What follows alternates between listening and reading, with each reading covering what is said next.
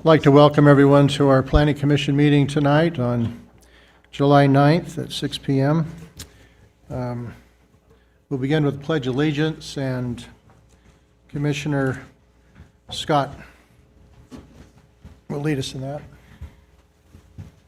I pledge allegiance to the flag of the United States of America and to the republic for which it stands, one nation, under God, indivisible, with liberty and justice for all.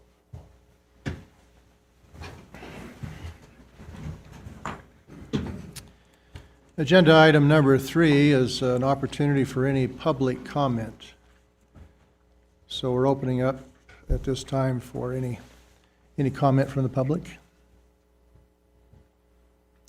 And this would be any comment that wouldn't be pertaining to any of the agenda items tonight. Okay, thank you. Agenda item number 4, verification of the posting of the agenda.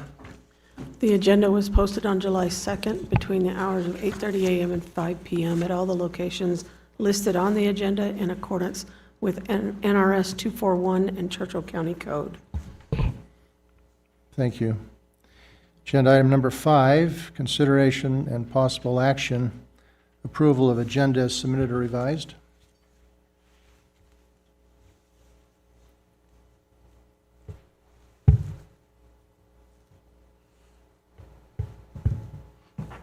Mr. Hyde, Vic Ansotigi for the record. I motion to approve the agenda as submitted. Second. Those in favor? Aye. Okay, so that's unanimous. Number 6, verification of notification of all landowners in accordance with NRS and the Churchill County Consolidated Development Code. All efforts to reach out to nearby landowners as required by code was made. Thank you. Item number 7 would be consideration and possible action, approval of minutes of the meeting held on June 11th, 2025 public hearing, and B, June 24th, 2025 joint workshop with Planning Commission and Board of County Commissioners. We'd entertain a motion. Mr. Chair, Joe Frey for the record. I move to accept the minutes for both the June 11th, 2025 public hearing and the June 24th, 2025 joint workshop with Planning Commission and Board of County Commissioners. Second. It's been moved and second that the approval of minutes of the meetings held on June 11th and June 24th be approved. Those in favor, say aye. Aye. Any opposed? Unanimous. Agenda item number 8 would be old business. A, consideration and possible action, review of a special use permit, SUP 1094, previously granted to Northern Nevada Research Company, LLC, for expansion of an explosion combustion testing facility at 7162 California Street. Assessor's parcel number 009-251-84. One of the conditions for approval was review in 1 year to show progress on meeting conditions of approval and code requirements. Do we have someone here from Northern Nevada Research Company? If you could please, do you know how to turn that on right in front of you there? If you'll turn that on and then state your name and your address, please. My name is Joshua Bush. I am the site owner for Northern Nevada Research, located at 7162 California Street. Did you give your address? 7162 California Street. Okay, thank you. Turn some time over to the staff, first of all. Thank you, Commissioner Hyde. Randy Hines, Public Works Planning and Building. So we've met with Josh here to talk about the project, and it looks like all items of the SUP have been met or have been completed except for the construction of the testing building itself. I think he's planning on having that built within the next year. And then once that's complete, this SUP can be finalized. So we're proposing if this is completed before July of 2026, that we just finalize this with staff, and then we don't present this back to you. If the building's not complete, then we'll just come back to you guys again in a year. Okay, any questions or comments from commissioners?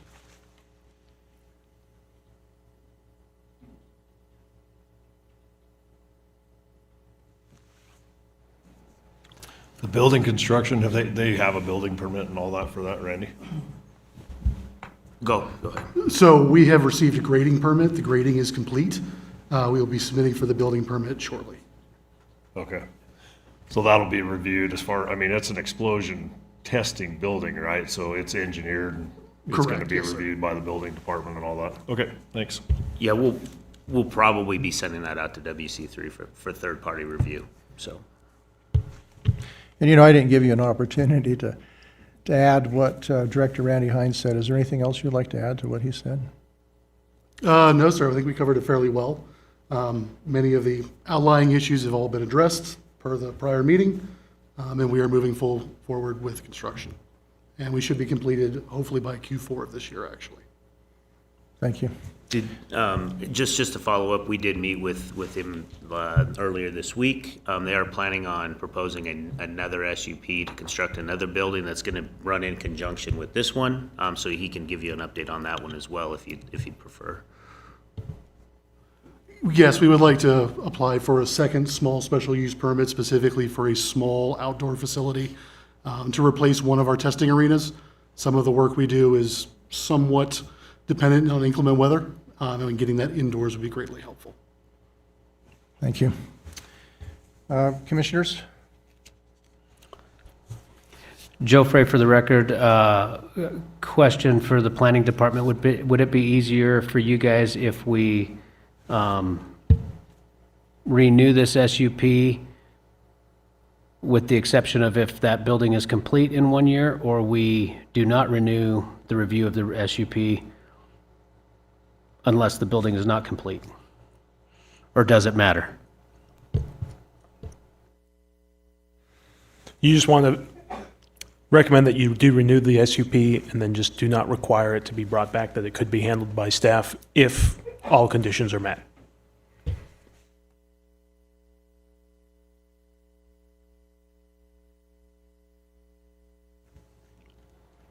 Is there any public comment?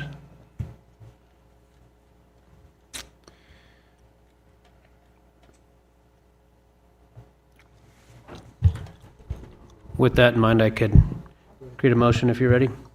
I move that we no longer require annual review of this application as long as the final condition is met within 1 year from today. Second. It's been moved and seconded that there be no further annual review for this permit. Those in favor, please say aye. Aye. Any opposed? Okay, that's passed unanimous. And all of these things that we conduct here, of course, can be, there's a 10-day appeal period. So after that time, the department will contact the applicant to complete the process. Thank you, sir. Thank you all.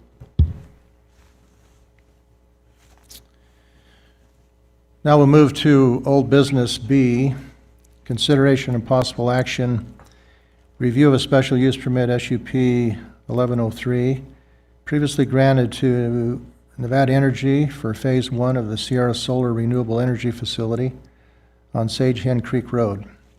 Assessors parcel numbers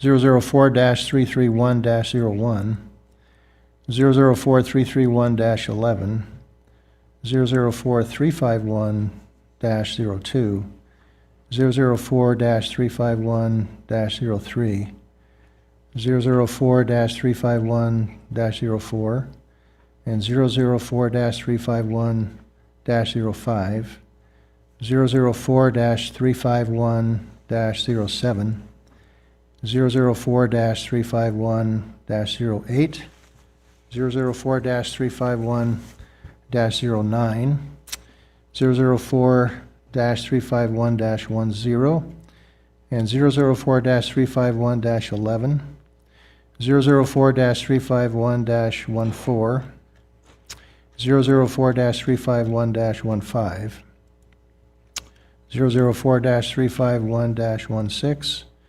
004-351-21, 004-351-22, and 004-351-36. One of the conditions for approval was an annual review until the Planning Commission determines that the annual review is no longer necessary. Is there someone here representing Nevada Energy? No, not tonight. Not, okay. So, Randy, can I just turn some time over to you to report on this Yep. for us? Yes, sir. Thank you. Thank you, Commissioner Hyde. Randy Hines for the record. Again, this is year one of approximately 3-year project. The construction of this is anticipated to be completed by April of 2027. So we have an update on some of the stuff that's been complete. There's been some of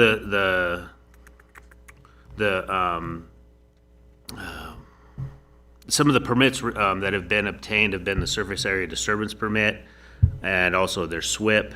And all BLM permits have been obtained. All new roads have been constructed. All the roads have been abandoned that they have proposed. And all those easements for the new roads and the abandonments have been recorded. So that's complete. The road department has went out and inspected the roads. He's accepted the roads as they are today. There will be a final inspection when construction is complete to do one more inspection on those roads to see if they need to be touched up or anything. Make sure they're good to go at the end of that. A road maintenance agreement has been completed and fully executed by both parties. And all building permits, including TUPs, have been obtained except for we're currently working on the O&M building and the shade structures now to finalize those building permits. And once they have those, then they'll start building that O&M building. So that's kind of as it sits today. Staff went out there yesterday, did a site visit. There's a lot of dirt being moved, a lot of fence being put up, a lot of posts putting in the ground.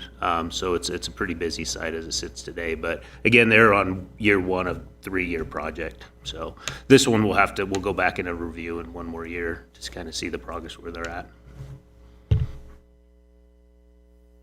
So there's really no action required tonight.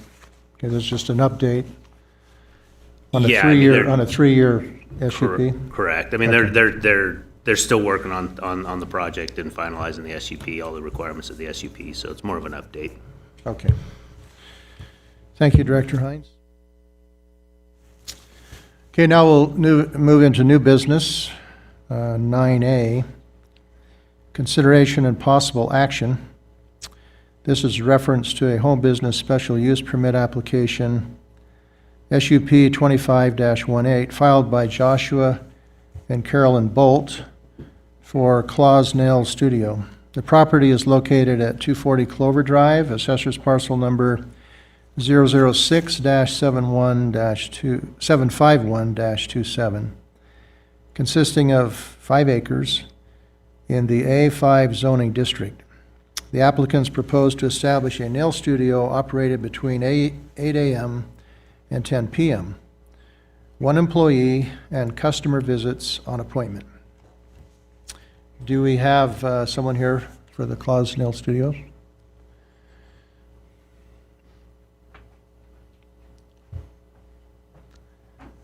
We could have you both just state your names and address, please. I am Carolyn Bolt, 240 Clover Drive. I'm Joshua Bolt, same address.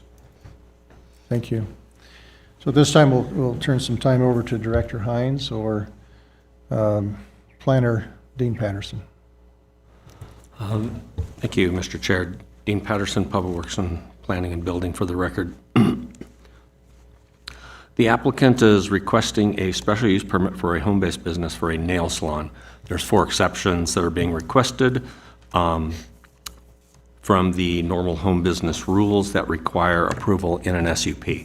As a general rule, the more exceptions that are requested, the more difficult it is to approve. The exceptions are making exterior alterations for the business, specifically a small Diane or Lorelei, can we show the site plan, please? Thank you. So you can see on the black shape, there's a small extension called Nails, with it labeled Nail Studio.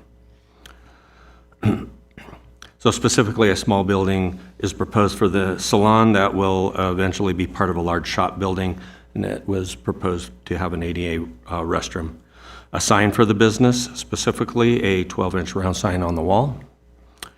Customers coming to the property with proposed work hours of 8 a.m. to 10 p.m. being a 14-hour day. And hiring an employee that doesn't live at the residence, which will double the customers visiting the site. As a point of interest, normal nail salon practice is to rent chairs to other stylists rather than hiring an employee. Maybe the applicant can talk about that a little bit. The application material does a good job of describing the proposal. The staff report reviews the proposal against the 5 SUP review criteria. The main issues raised in the staff report are the late hours, the extra employee that doubles the customer traffic. Combined with the separate building for the business, these features push the business very close to the edge of being a regular business rather than a home business. A detailed comment letter was submitted by a neighbor that raised concerns on these points and other matters. The staff report found difficulties in meeting the review criteria as the project is proposed. It recommends denying the request for the employee and recommends conditions of approval that would limit the hours of operation from 8 a.m. to 6 p.m. This would help the business stay within the limits of a home business. Staff recommends partial approval with conditions of approval, and if you have any questions, I'd be happy to answer. Let's turn some time first to you, Mr. and Mrs. Bolt, for any comments you'd like to add to what Dean Patterson has said. So the only issue that I was going to request a little bit of leniency on was the additional person in the building with me. It is true that I don't employ anyone. It is just another certified nail technician that would be in the building. And I was asked to make sure that I put how many possible visits there could be to the property per day. There's not going to be 14 visits every day. That's not how that works. Sometimes it takes 2 to 3 hours to do one service on a customer or a client. So that would be the only thing. I understand it would be more traffic for our road.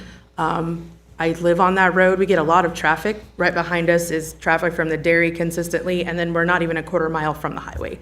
So that would be my thing about traffic. We hear traffic, the semi-trucks rattle my windows daily. So that's the only thing. The hours of operation, I was only thinking about just being open later so that potential clients that work until 5 or 6 p.m. would have a chance to have a business that actually could cater to them. So those are the only 2 things.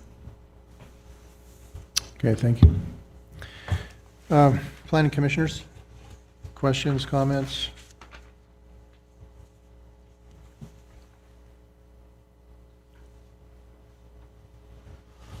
So you asked for leniency on the extra employee. What exactly is the extra employee for? Just for another chair? She's just another nail technician and my mentor, technically. She would just be someone with more years of experience that could help me out in my initial startup.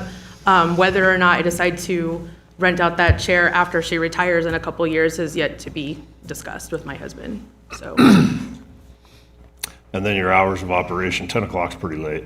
It is, but like I said, I wanted to offer, when I was working full-time, I would get off at 6:30 or 7. It wasn't always opportune for me to go in the middle of my workday. So I was just thinking offering where I could do a 7 or 8 o'clock appointment would be nice for some ladies, gentlemen, whoever. I don't know about the other commissioners, but what would help me is there's got to be a compromise. So maybe if you asked for 7 o'clock, Okay. maybe that would be reasonable. Sure. I don't think 10 o'clock's reasonable in a neighborhood, so we kind of got to be. Understood. My biggest thing is having a second person. I don't know if you've ever worked completely by yourself with someone you barely know, but that gets a little awkward sometimes. So having that buffer is sometimes nice. Okay. Dean, I've got a question for you on that other person. How do you guys feel about that as far as being negotiable if the hours are? The hours is fine. It's kind of up to you. The employee is also. But the combination of things really is pushing this to be more like a normal business that you would find in a commercial location. So that's why there was a recommendation for just to deny the extra person.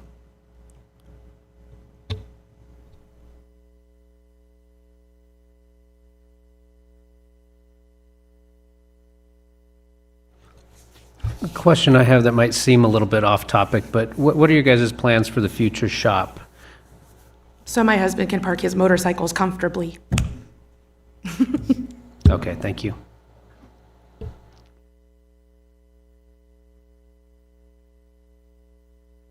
Yeah, Mrs. Bolt, a question on this, this other person. She's not an employee. She's a mentor. And if I understand it correctly, she's there to help provide a more comfortable environment when you're meeting somebody for the first time? Is that, did I understand? Initially, I mean, that's usually how salons work. There's at least one or two people in them. I hear there's another one in town that only runs with one person, but in my experience, I've never run into one that only had one. And she's an older lady that doesn't even take a lot of clients anymore, so she's not gonna have 25 people running in and out every day. I would be more concerned about my family members showing up 10 cars at a time, to be fair.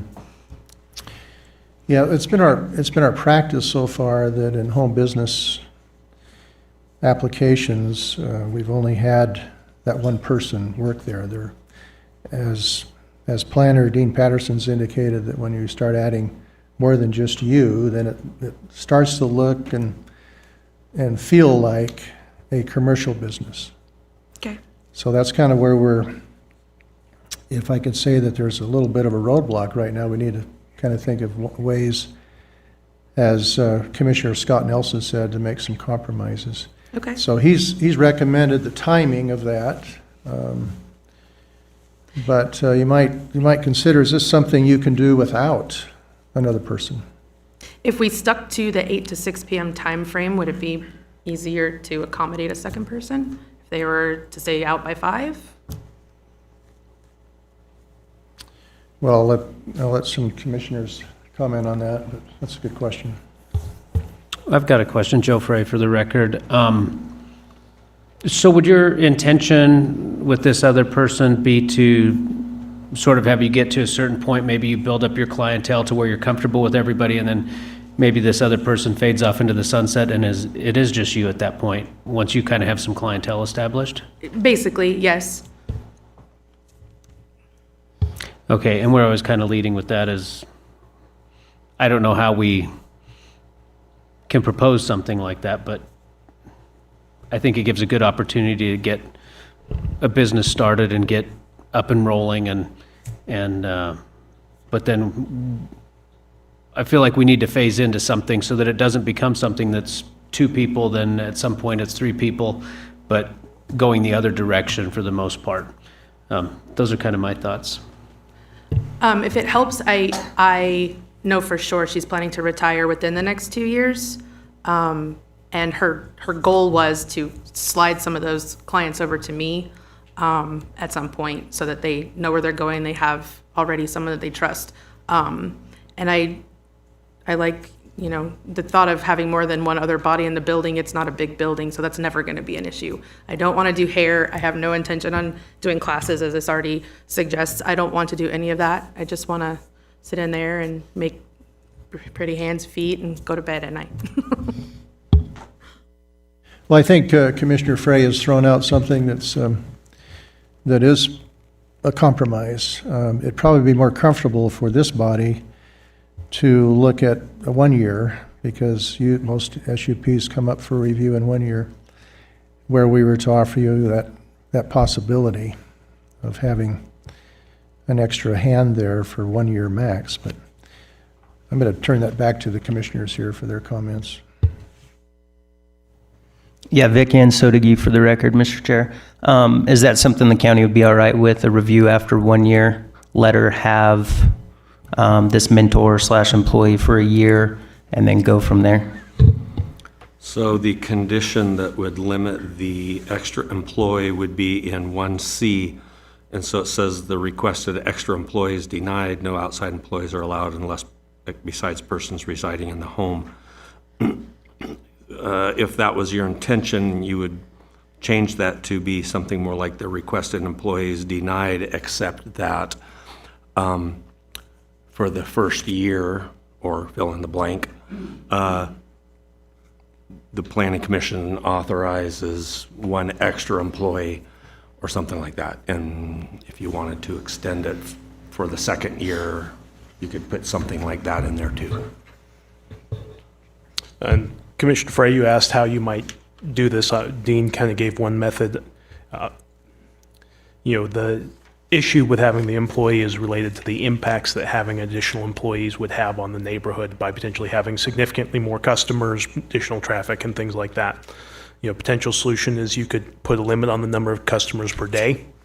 So, for example, if you said no more than 10 customers a day between the two of you, and that way it creates a sort of similar limit without specifically saying it can, a certain time limit, which, as we've discussed before, has issues with if it's okay today, why wouldn't it be okay in the future?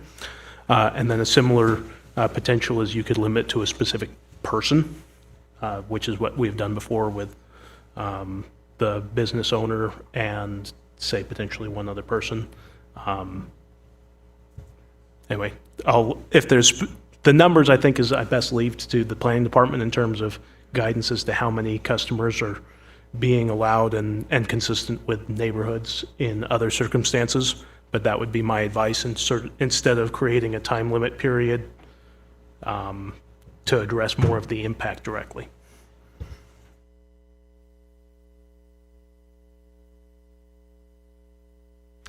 Would the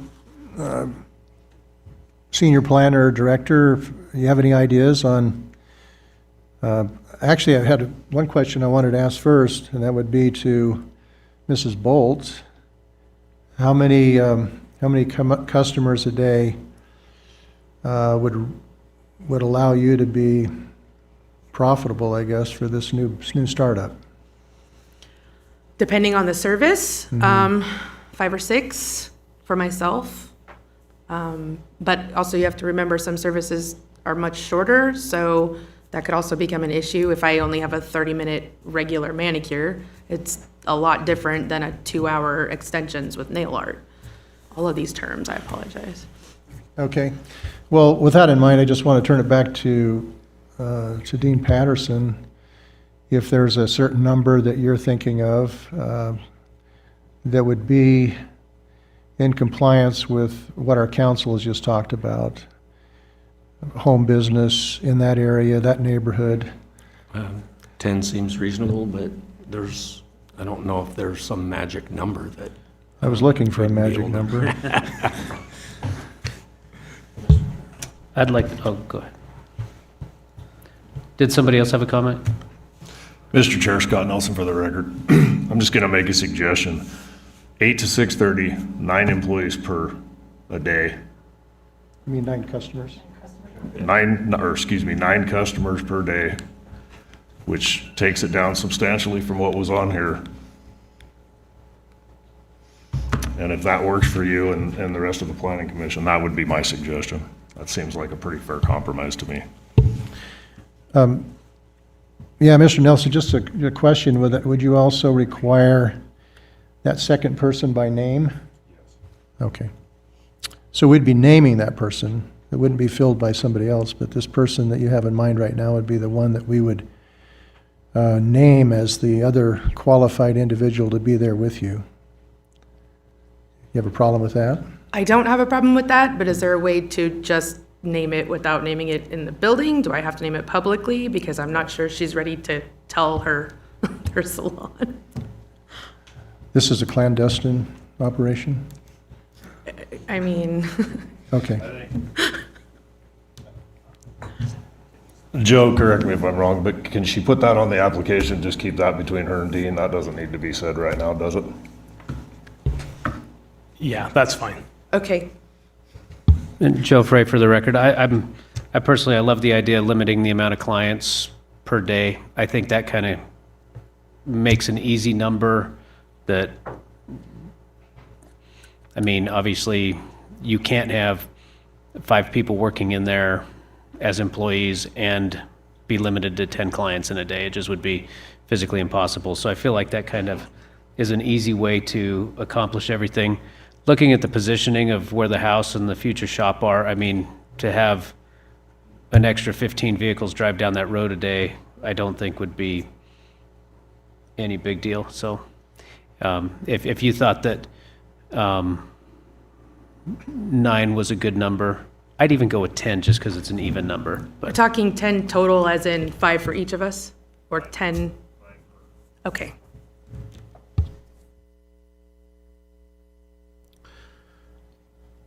Mr. Chair, I'd like to add something. Just reading through this letter we received, one of the concerns is Clover Drive is a dead-end street.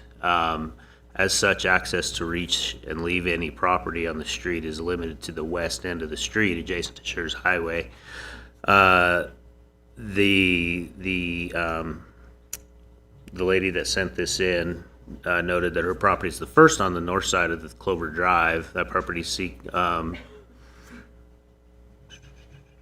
and then she says, as such, all traffic must pass by her house to get to this salon. So that's the concern, right? Is there's 3 houses, I think, on this street, right? So the traffic to this street is pretty limited, and that was one of the biggest concerns, that if you have a home-based business with 2 employees, and now you're saying potentially 18 people could come up and down that road, different people. I think that's just one of the biggest concerns in this letter, so. Okay, at this time, what we'd like to do is entertain any public comment. If there's anyone here that would like to come and offer their comment on this.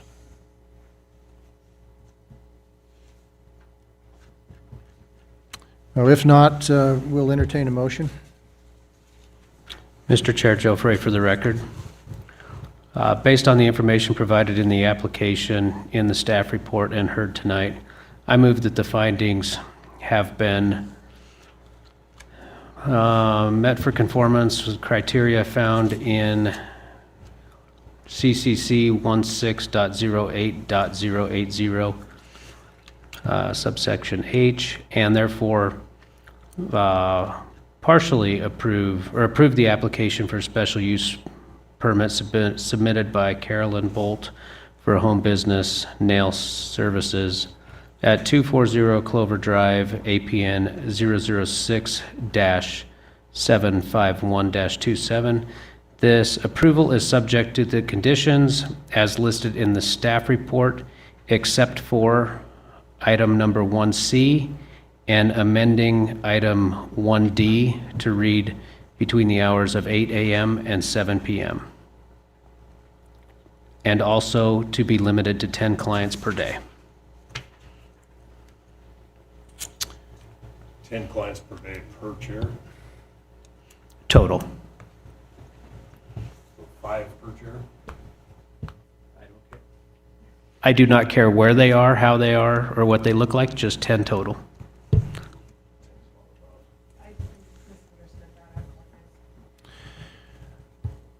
Okay, there's been a motion made. Do I have a second? Mr. Chair, Vic Ansodi for the record, I second that motion. I agree, 10 total per day. Those in favor, there's a motion been made and seconded. Those in favor, say aye. Aye. Opposed?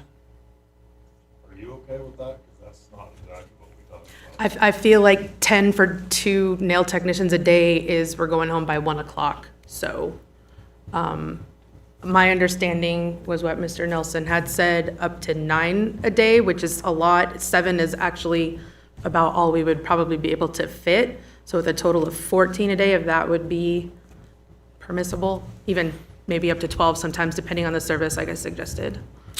Mr. Frey, do you want to amend your motion, or? Yeah, I'd like to amend my motion and strike 10 clients and insert 14 clients. Do I hear a second? Mr. Chair, Vic Ansotigi for the record. I second that motion. Those in favor, say aye. Any opposed? Oh, Dean? Well, there was the discussion about the single named person. And so as it is, I'm not sure how that's coming out. Is the extra employee approved or denied, and is it approved for just a single named person? No, I think that's a great question. What Mr. Frey, in his motion, he struck 1C. He took that condition out where an extra employee would be denied. And I see why that raises a question in terms of basically they could have more than one employee. So what I'm wondering is if, Counselor, if we need to start over with a motion that would entertain this extra potential person, and she's not an employee, but, and we're not naming her tonight, but the motion probably should include, isn't that what you're saying, Senior Planner, is that we ought to probably have, we Just need to that address there's- that There's a lot of discussion here, but I'm not sure it's being reflected in in the motion. what's coming out at the end. You can amend that, and so I'll let you amend it. If you have questions, I'm happy to kind of give some language, but I think it was already struck. There was an allowance for an outside employee, but no more than 14 per day. But I do want to make sure that's in the motion, and especially if you want to limit to a particular person, my suggestion is that you have one person on file with the planning department. So, Mr. Frey, would you amend your motion for the second time, please? Yeah, I could do that. For discussion purposes, though, first I'd like to say, I mean, part of my thinking, Commissioner Nelson, when he proposed the limit on the amount of clients, I feel like that kind of just solves the problem, in my opinion. To me, some of the issue is how much traffic is coming up and down Clover Drive. So if, I don't know, in some ways, I know it kind of goes against code, but if she snuck in 5 employees and did, a couple of services per day, and there were still only 14 clients being served, the traffic is the same. So I don't think we need to get too granular or get to where we are trying to monitor every little detail. I know the planning department kind of has enough stuff to monitor, and so I think it kind of, just having that limit on clients gives some freedom to them, protects other owners in the area, to possible traffic problems. One thing that I did not include, that if anybody else wanted to entertain, anybody, I guess we could, if you're open for it, amend the motion to include a review of this in 1 year. Might possibly make sure that we're headed in the right direction without cutting anything loose. Would this not necessarily, I mean, this automatically comes as review, right? Just with all the discussion, I think it just needs to be clear that she requested 1 employee, you're authorizing 1 employee. Maybe it's as simple as that, based on what Commissioner Frey was talking about. Well, based on what Commissioner Frey is talking about, other commissioners, is there a need to amend this, or are we okay with the 14? Or My personal opinion is the 14 is good enough. We don't need to overthink it. So, we've had a motion, we voted on it, it's been approved. There's a 10-day period. I don't believe there was Oh. actually a vote, Commissioner. Oh, did we vote? There was no vote. And there was a motion and a second, but no vote. And so just for purposes of clarity, I think maybe it might be best to restate the motion, which is, to the Thank you, best of my Counselor. understanding, a recommendation is made that the findings required have been met, and that the special use permit is partially approved as requested, that it's approved for home-based business, subject to the conditions in the staff report, except for condition 1C, which has been amended to say that an extra employee is approved. And then section D, which is customer visits are limited to 8 a.m. to 7 p.m. By appointment only. Obviously, it potentially will no longer be one at a time because there's going to be 2 chairs there. And that there be no more than 14 per day. That's my understanding of the current motion. Commissioner Frey, are you okay with that, that reiteration? Yes, I believe that Mr. Sanford has everything correct. Okay. Those in favor? Aye. Aye. Any opposed? It's unanimous. Now, has been voted on and approved. In 10 days, there actually is a period of 10 days where somebody could appeal this. And after that 10-day period, then you'll be contacted by Planning Department. Thank you. Thank you very much. Thank you, Counselor. Get ahead of myself here.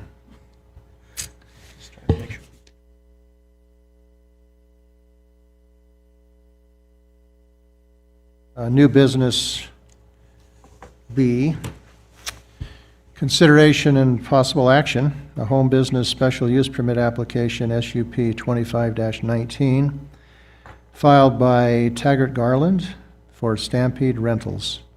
The property is located at 5185 St. Clair Road, assessor's parcel number 006-311-26, consisting of 4.34 acres in the A5 zoning district. The applicant proposes to establish a yard waste container rental and disposal business. Is there anyone here representing Taggart Garland for Stampede Rentals?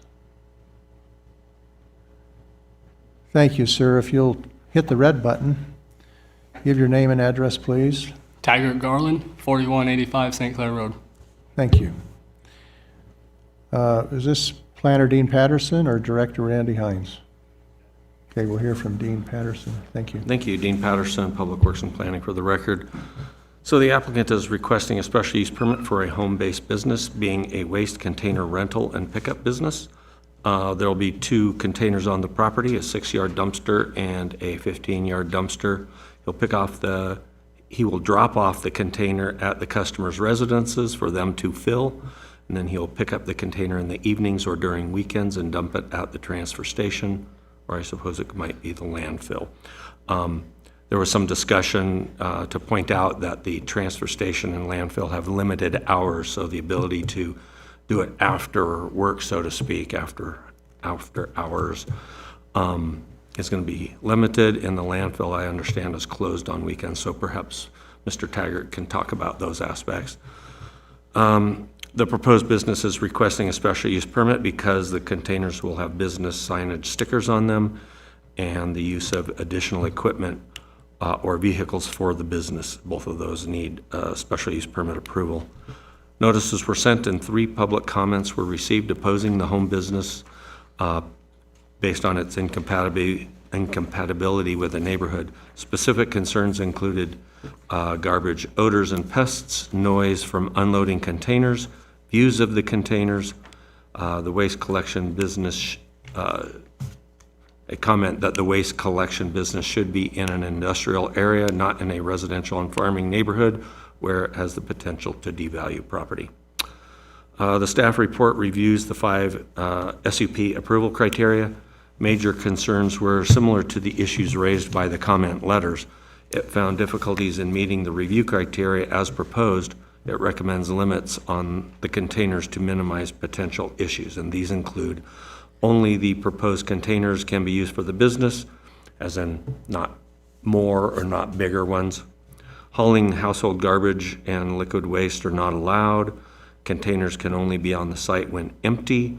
When they return, they must be inspected and cleaned.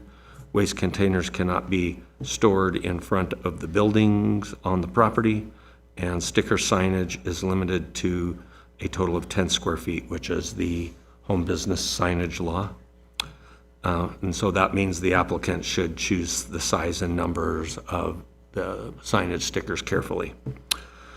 These conditions and others would help the business stay within the limits of a home business. Staff recommends approval with conditions, and so if you have questions, I'd be happy to answer them. Mr. Taggart, anything you'd like to add to what Mr. Patterson has said? Yes, sir. So everyone seems to think that it's more of like a household waste, but it's more of construction materials, lumber, dry products. There's not going to be smells or any of those things, like lawn clippings, just, someone cleaning out their garage. And the other thing is the noise. My trailer is virtually quiet. My trucks are louder than it. It has nylon rollers and no engine on it. It is electric over hydraulic. So virtually no noise and no smell. Thank you. This time we'll have questions or discussion from planning commissioners. Mr. Chair, Joe Frey for the record. It looks to me like where your trailer parking is behind some trees, so am I correct in the sense that the bins, if parked there, will be somewhat camouflaged? Yes, it's very hard to see through those trees. Okay. And then also being that this is a rental operation, if business is good, those bins will probably never be on your yard at all. They should be out collecting trash somewhere else, correct? Correct. Okay.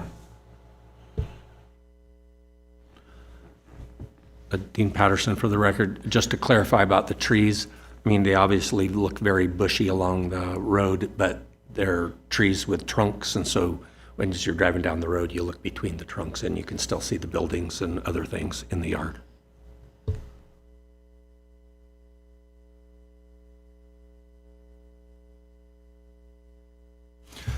Mr. Chair, Scott Nelson for the record. I'm going to recuse myself from this. I have some business and some family business that relates to this, so I'm going to recuse myself from this vote. Commissioner Scott Nelson is recused from this, from voting or commenting on it. Any other comments from? Yeah, Mr. Chair, Vic Ansotigi for the record.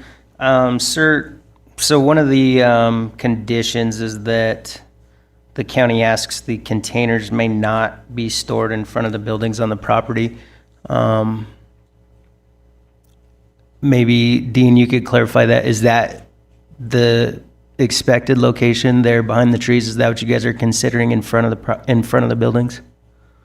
Correct. So I guess after talking about it, we were thinking, well, on the east side of the shop, we'd probably be kind of out of immediate sight of the neighbors and traffic going up and down the road. Is that location, are you able to put them there, or is that going to be too crowded? I can't get my trailer in there, and it's irrigated. And multiple ditches. Other locations would be acceptable too.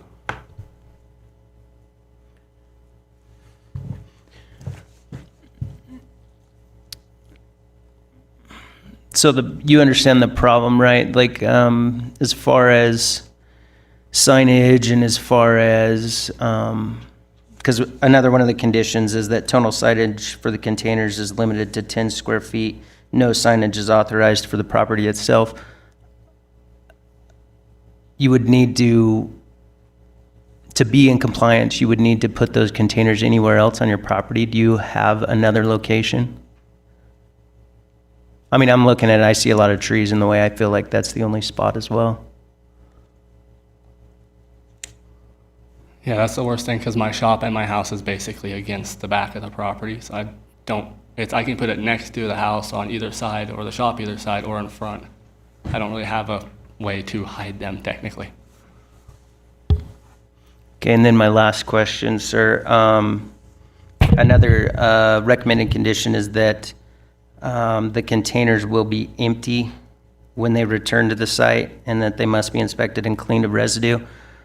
So you talked about mainly construction material, which I agree it wouldn't be household garbage, so it wouldn't stink, but there should be no items in the bins at all. Are you able to do that, or because it's an after-work service, would this not be able to be done? The worst it would be overnight and covered with a tarp. My trailer does have a tarp. Just because I do still have a full-time job with the state. Dean Patterson for the record. So just to be clear, you would bring the waste to the property and store it overnight? Not every time, no. If it was a late pickup or something.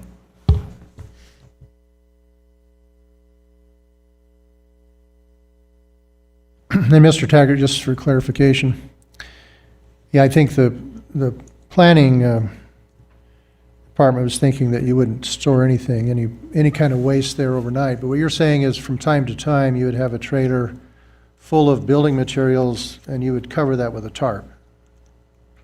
Correct, yes. If you drove by and it was out front, you would not know it had anything in it whatsoever.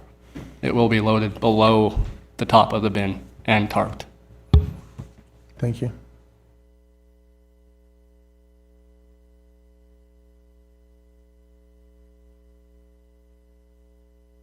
And all of my stuff is brand new and shiny and black. It doesn't look like beat up or...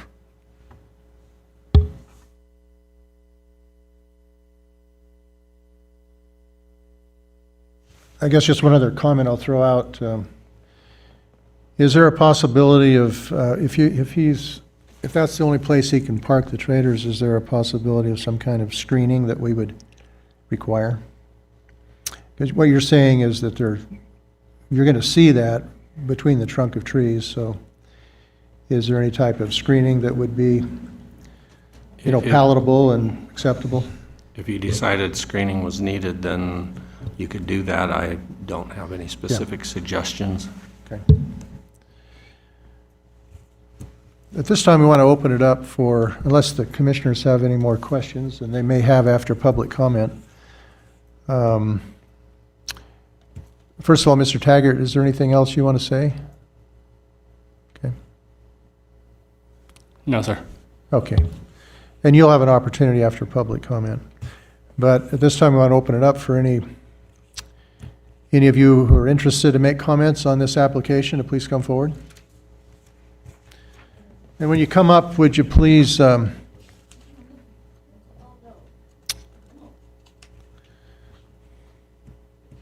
ahead and you're going to come right here, sir.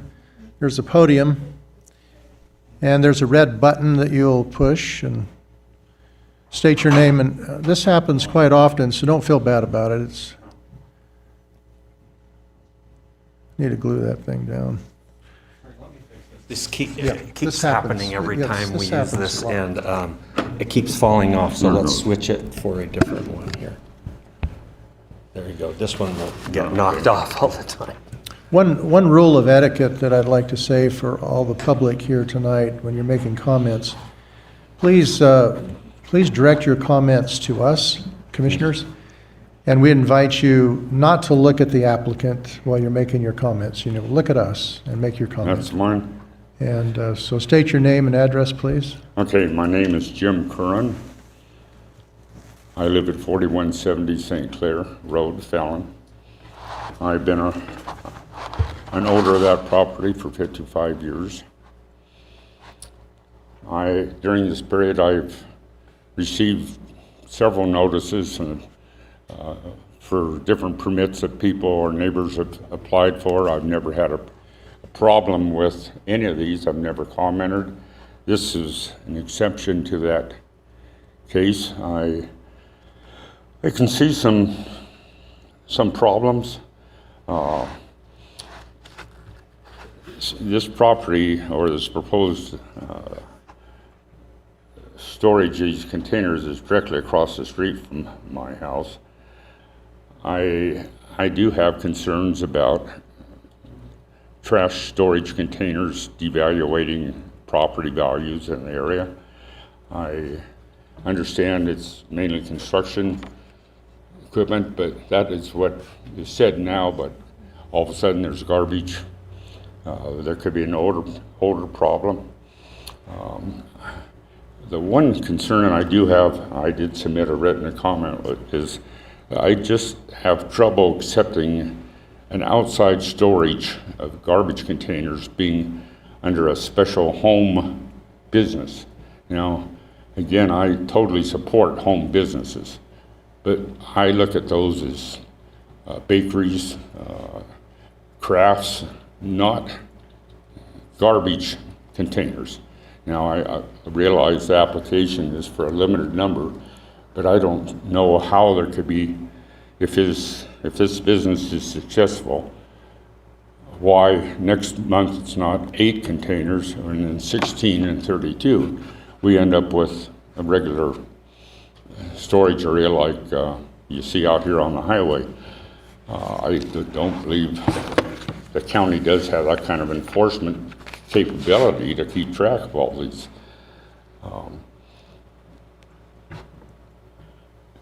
Because of the potential impacts to my property and to our what we see, you mentioned trees and trees.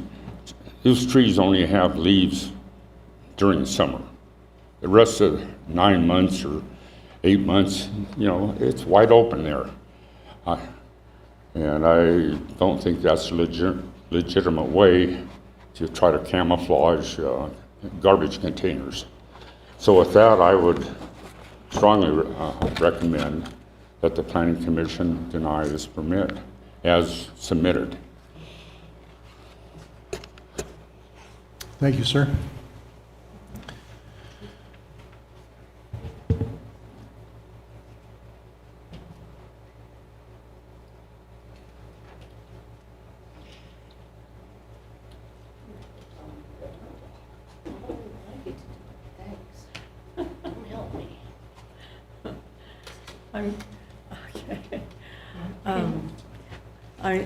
Deanna Deal. I live at 4125 St. Clair Road, right next door. And I can see everything from my patio and my house and everything. And the other thing is that it's very much a farmer area. There are beautiful alfalfa fields, cornfields, and everything. There is nothing up, not a business or anything situated with it. Also, as to the what he is going, I don't quite understand how is the post of the garbage, but there is an irrigation ditch in the south of his property, goes through mine, and it goes from the big canal to the north and south diversion. And I don't know if it could be pollution there or not on the water from the irrigation and for the farmers. And there is also a canal that runs on through my property that irrigates the beautiful field across the way.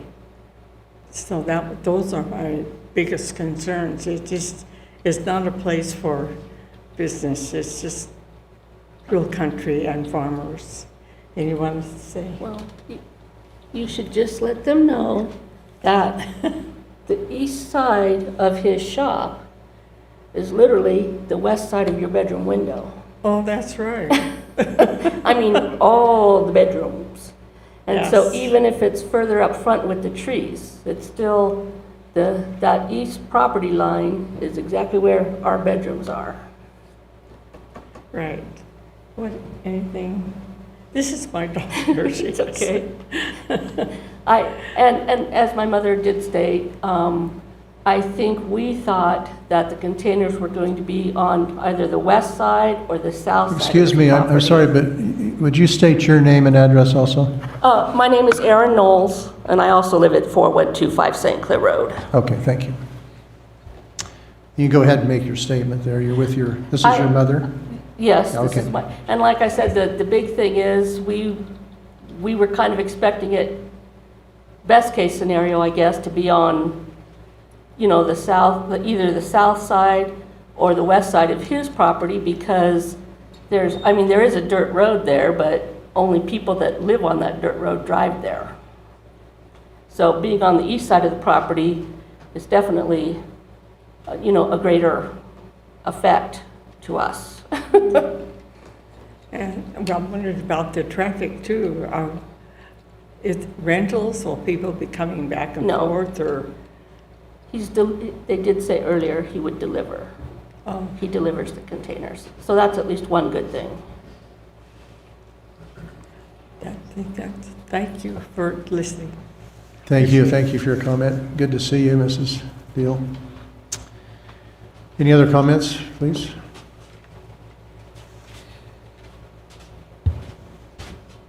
Clay Hendricks, 4110 St. Clair Road, just right up the road. I don't know if you've been down St. Clair Road in Lima Lane. Our houses are immaculate.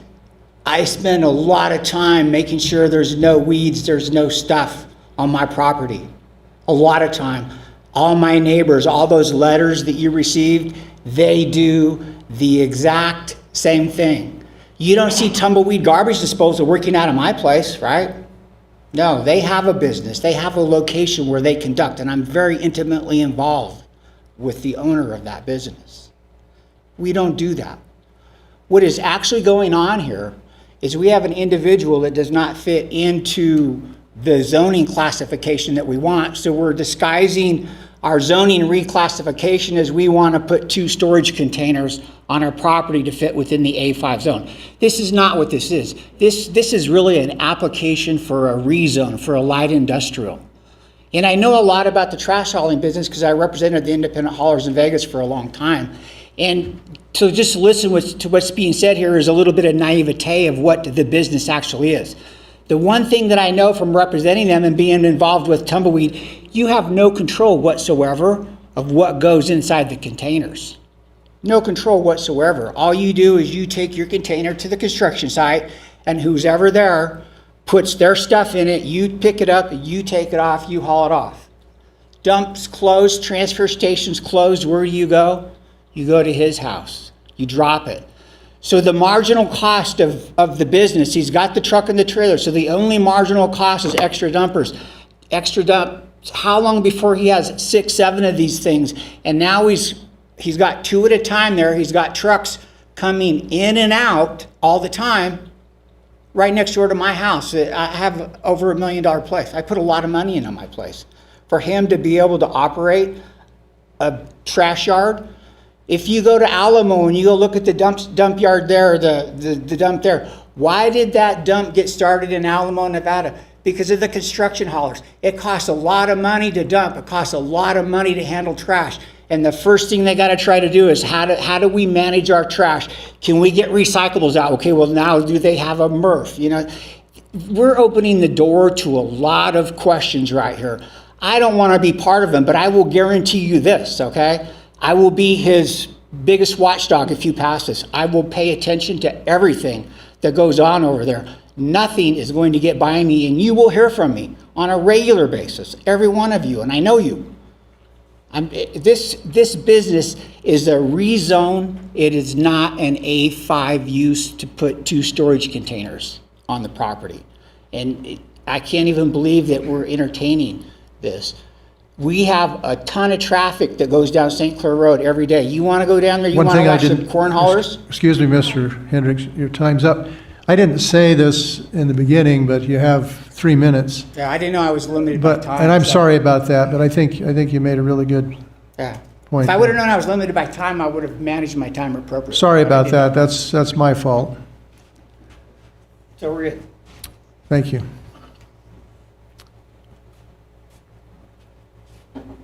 Any other comments? Mr. Taggart, we'll come back to you for any any comments you'd like to make in light of what has been offered by the public? Well, the first thing Mr. Hendricks stated was he was involved with tumbleweeds. I don't feel as if that's technically fair, since I'm kind of not really, but kind of doing the same thing on a lot smaller scale.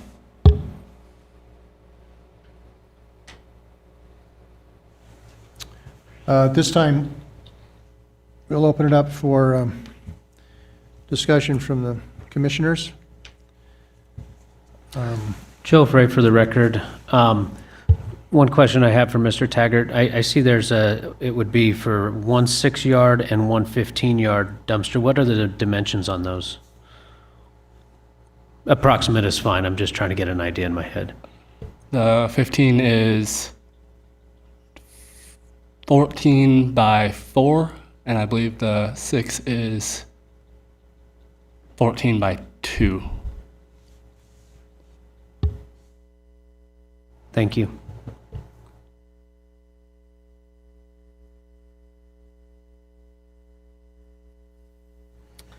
Sir, Vic Ansotigi for the record, sorry.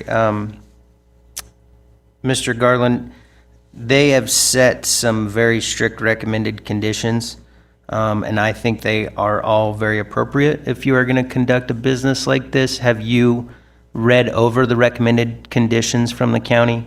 One of them being no trash will be stored on site. Yes, I did.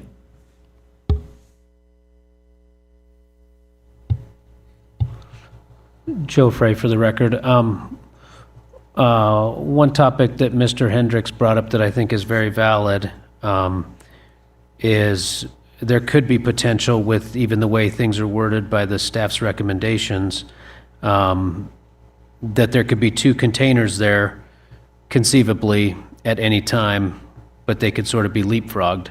And so as we go forward with this, if we choose to go forward with this, I would like to see something in there, I don't know how to word that yet, but that prevents that from happening. Basically, if this is to happen, in my mind, it should be no more than a 2 dumpster service that you have, and for the most part, dumpsters are out and operable and not really operating from this, other than in certain instances, like you mentioned, where you pick it up, you empty it, and then it sits at your house for 2 days till it goes out on another job site.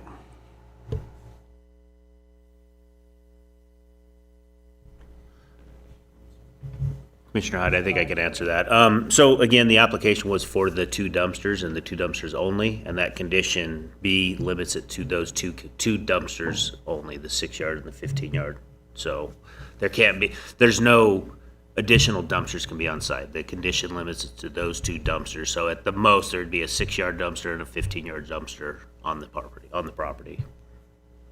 Right, and I get that. The only thing I think is conceivably, there could be 2 dumpsters on the property, but there could be a lot of truck traffic. Let's say the operation becomes a 15 dumpster operation. 2 dumpsters could always be on the property, but there could be another 16 or a bunch more out operationally, which increases traffic conceivably. I mean, whether that would happen or not, I don't know. The applicant has 2 dumpsters. That's what he's proposing, is the 2 dumpsters he has. He doesn't have any more dumpsters. He has 2 dumpsters, a 15-yard dumpster and a 6-yard dumpster. Dean Patterson for the record. So perhaps there should be a clarification that other dumpsters cannot be used for the business. It's just these 2. Is that what I'm hearing?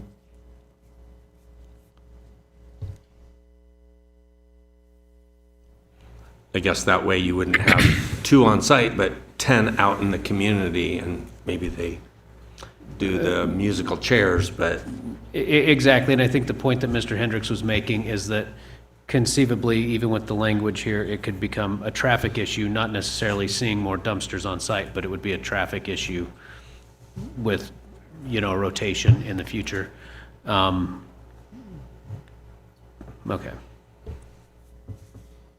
Yeah, and this statement is to my fellow Commissioners, I'm very much opposed. I think this doesn't fit. When I think about home businesses, it would be anything but this type of business in an ag zoned area. I want to be really a strong advocate for ag. And I know this area very well. I know Fallon very well. Been here since 1962. But I think St. Clair area is a beautiful area. I don't want to see a home business it's very difficult for the county to monitor. I think it's easily for this to get out of hand.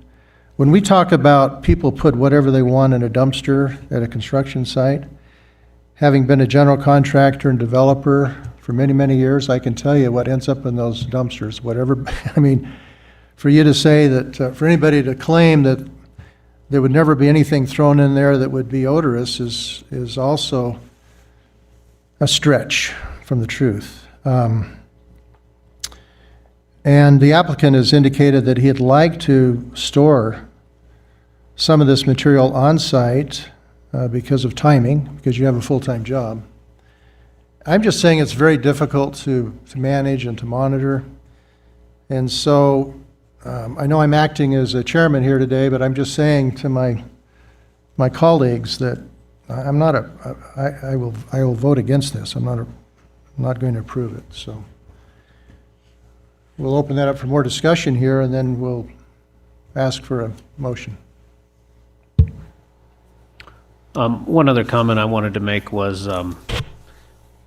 if done properly, I don't see this, like from a visual perspective, being any worse than somebody parking their boat or their RV in that location. Honestly, I would rather see a 2-foot tall black trailer through some sticks than, some of the boats and RVs that I see in people's driveways. And as long as it doesn't increase traffic or, become a round robin deal, I think this, I personally don't see any issues. One issue that I do see, and this would be up to Mr. Sanford, I guess, is if Commissioner Nelson has recused himself, do we no longer have a quorum to vote on this at this point? You do have a quorum. The quorum in this case is based off of the majority of the members who are here and present. And so in this case, there are 4 members present, and therefore a majority of the members present, 3 members, will have to vote in favor.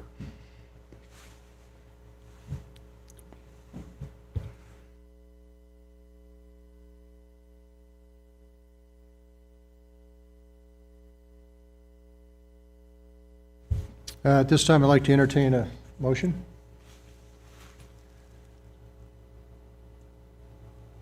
Mr. Chair, Vicky Ansotagi for the record. Based on the information provided in the application, in the staff report, and heard tonight, I move that the findings have been met for the conformance with the criteria found in Churchill County Code 16.08.080H, and therefore approve the application for a special use permit submitted by Taggart Garland for a home business at 4185 St. Clair Road, APN 006-311-26. This approval is subject to all the conditions as listed in the staff report. Second. Motion's been made and second. All in favor, say aye. Aye. All in favor, say nay. Nay.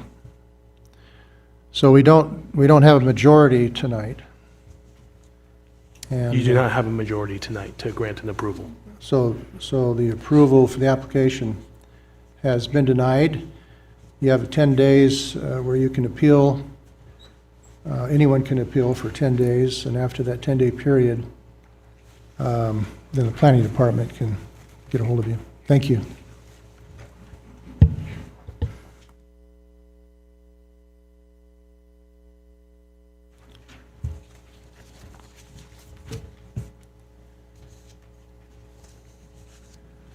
New business C, consideration and possible action, a special use permit application, SUP 25-20, filed by Amanda Hammond for Veritas Preparatory School.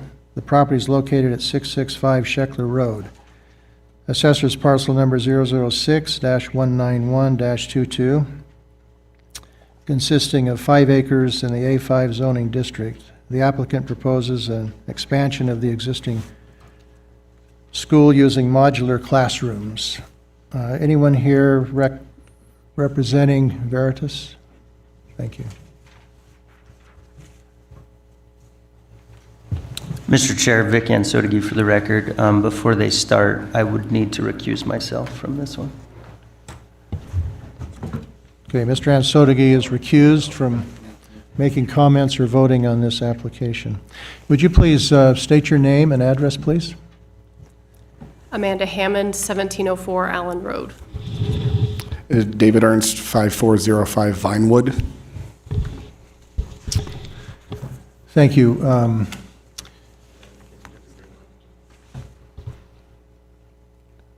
Mr. Patterson?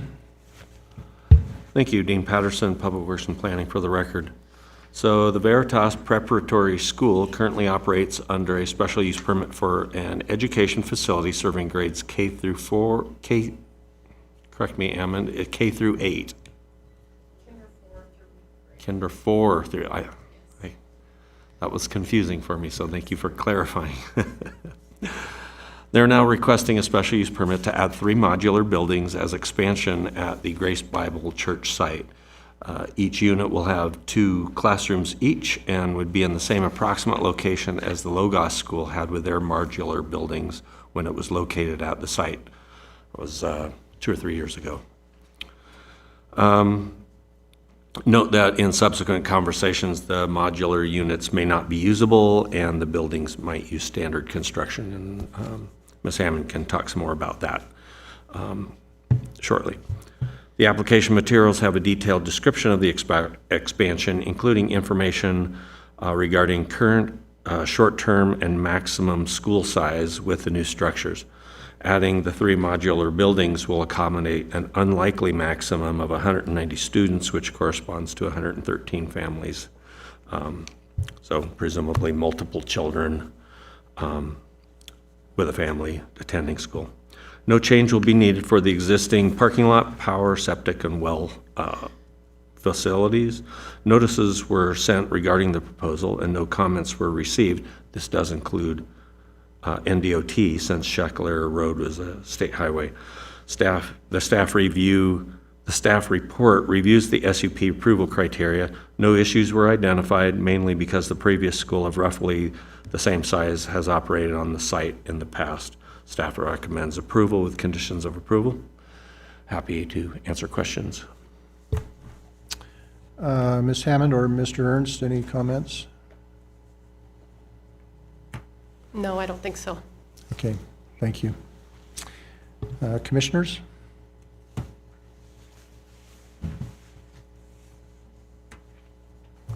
Joe Frey for the record. It seems to me like this is basically going back to the way things were 3 years ago, roughly. I personally don't see any issues with it if the planning department doesn't have any issues with it. I'm totally in favor.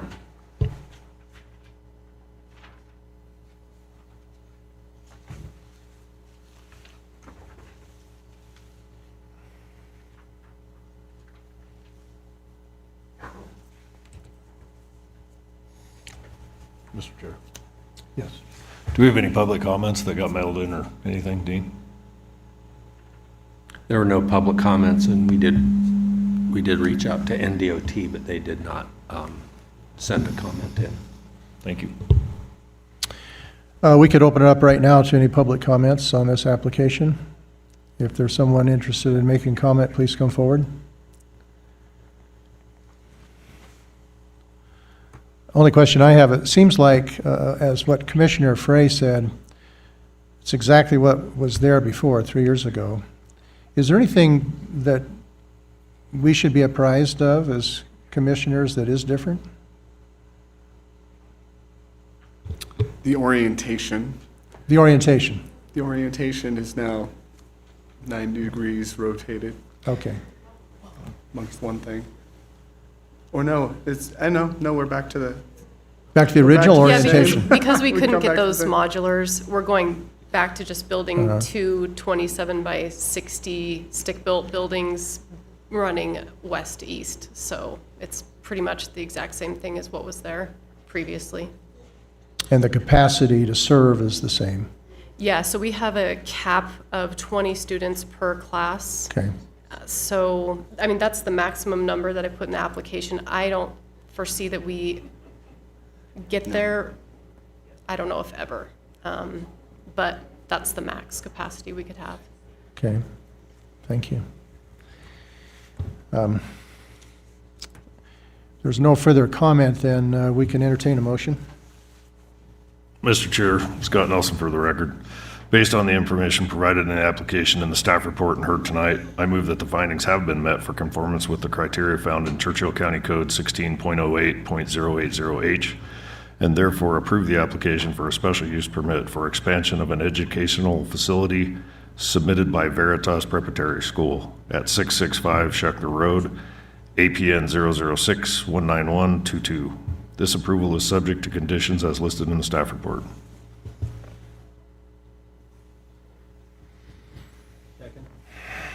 Mr. Nelson has made a motion, seconded by Mr. Frey.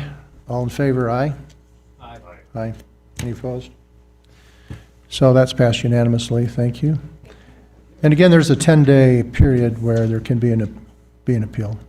So thank you. We're going to move now to new business D, consideration and possible action, a home business special use permit application, SUP 25-21, filed by Crystal Taliaferro for 911 Water. The property is located at 1505 McLean Road, assessor's parcel number 008-731-03, consisting of 2 acres in the A5 zoning district. The applicant proposes to add a 10-square-foot sign for their existing home business operation. Someone here for this application? Thank you.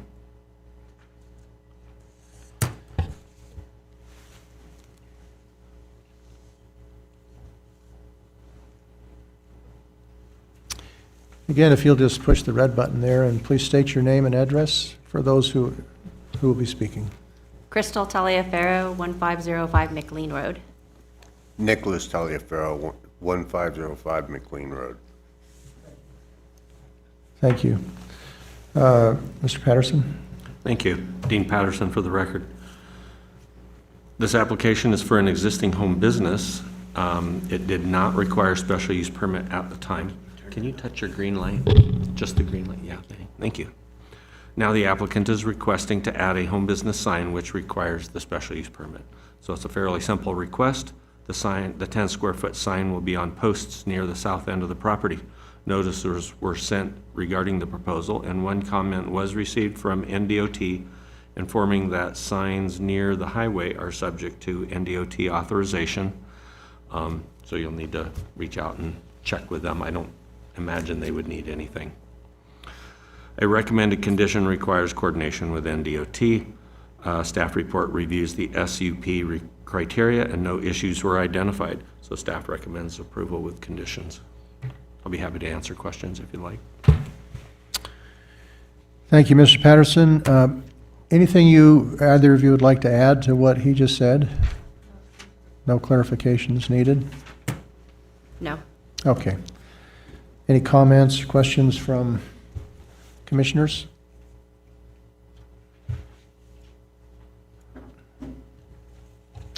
If not, we can entertain a motion. Oh, a public comment. Thank you very much, Mr. Ansotigi. Is there any public comment on this? Seeing none, we now can entertain a motion. Mr. Chair, Vic Ansotigi for the record. Based on the information provided in the application, in the staff report and heard tonight, I move that the findings have been met for the conformance within the criteria found in Churchill County Code 16.08 2.08.080H, and therefore approve the application for a special use permit submitted by Crystal Taliaferro at 1505 McLean Road, APN 008-731-03. This approval is subject to conditions as listed in the staff report. Second. Mr. Ansotigi has made a motion, and Mr. Nelson has seconded. Those in favor, say aye. Aye. Aye. So that's passed unanimously, and again, there's a 10-day appeal period, after which time you'll be contacted by the Public Works. Thank you.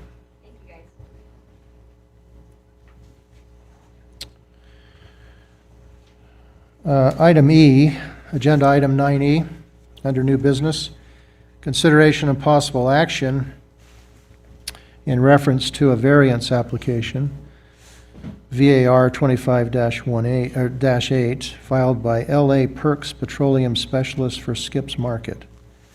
Property is located at 4945 Reno Highway, assessor's parcel number 008-473-29, consisting of 1.28 acres in the C1 zoning district. The applicant proposes to reduce the road setback for fuel island upgrades and a new canopy. Do we have someone here to represent this application, please?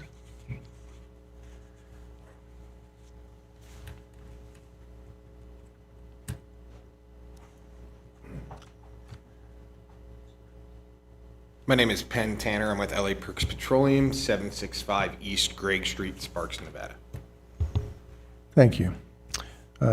Director Randy Hines. Thank you, Mr. Chair. Randy Hines for the record. So this applicant seeks approval to reduce the road setback from the required 30 feet to 25 foot by 25 foot 6 inches to install a canopy above the fuel island. The canopy will reduce the setback to approximately 4 feet.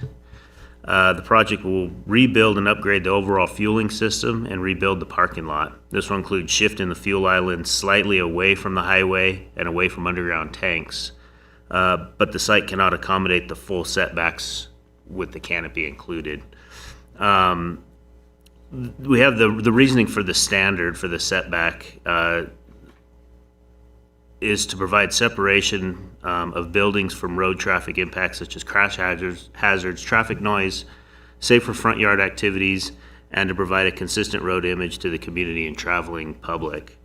The staff report reviews the 4 variance criteria. A primary determining factor for this request is that the state highway used to be much narrower back in the day, but over time the width has increased significantly and consumed the front yard areas of all the properties fronting the highway. This in turn moves the setback line with those expansions. Skips Market now has its existing fuel islands. Skips Market now has its existing fuel islands will remain within the setback. The canopy cannot be done without the setback variance.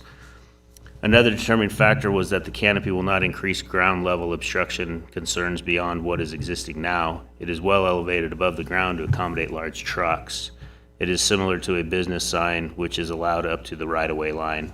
Another determining factor is that the gas station canopies in urban areas are often within the front setback. The proposed canopy is probably closer to the right-of-way than most of those, but being in the setback is not uncommon. We did send notices out. We did not receive any comments, and that even included NDOT. Staff recommends approval of this with the conditions listed in the staff report. And with that, I can answer any questions. Yeah, thank you, Mr. Hines.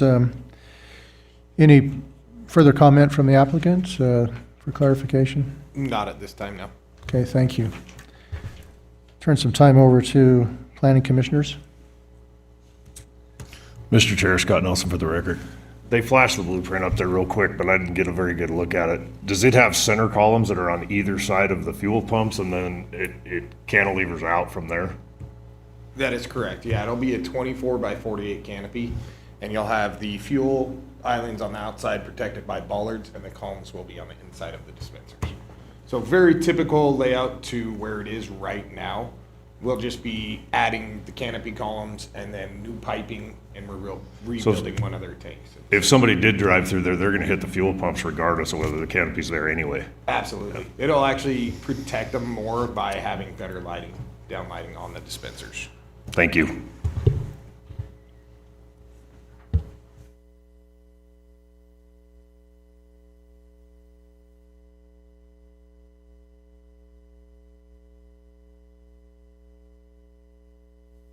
Yeah, I appreciate Commissioner Nelson asking that question for clarification.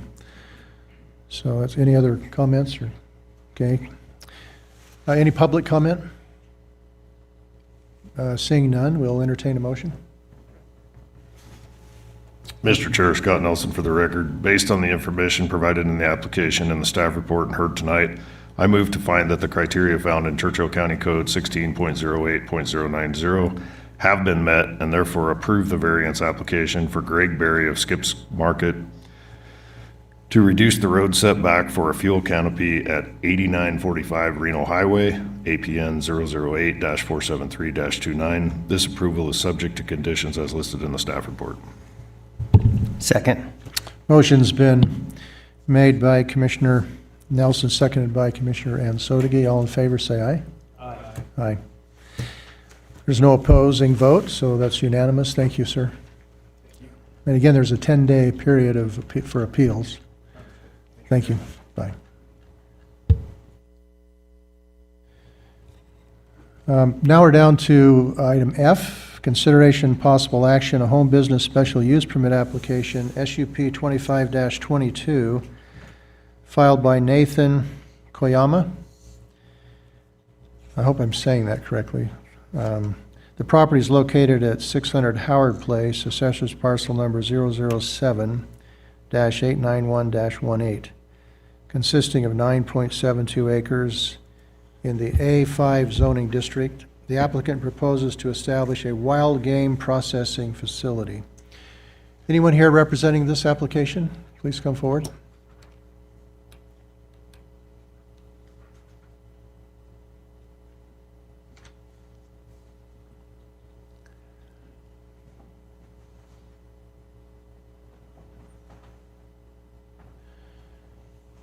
There's actually a red button there if you'll push that and then give your names and address, please.